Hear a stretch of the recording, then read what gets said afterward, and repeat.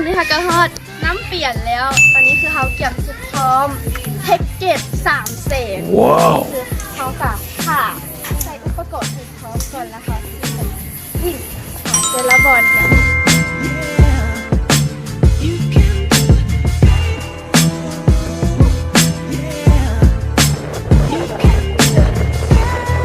ตอนนี้ก็จุดที่1แล้วก็คือเราให้ขึ้นไปด้วยนี่เราไม่ได้แกะมา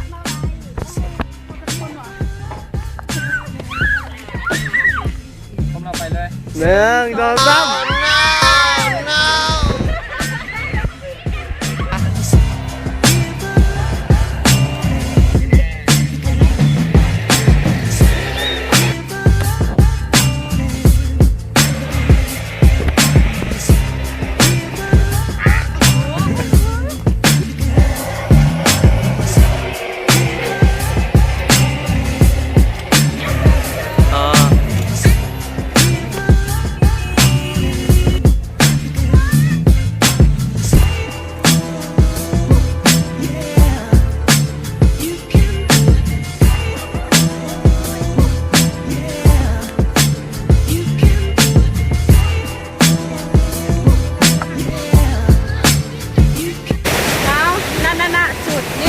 มาฮอด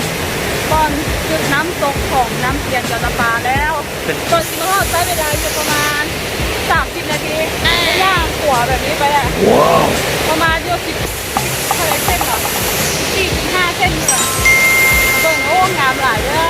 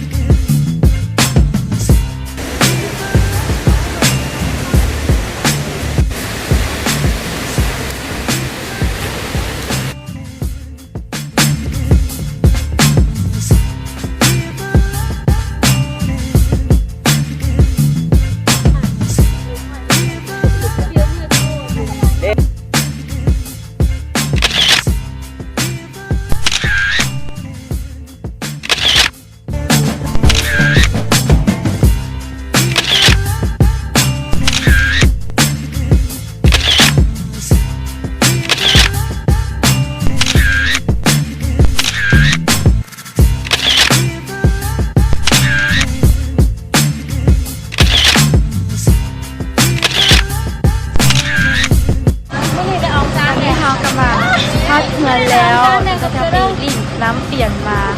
ถ้าใครมาคิดจะอย่าลืมกดไลค์กดแชร์ให้เนี่ยถ้าอยากให้อยากกะคอมเมนต์เลย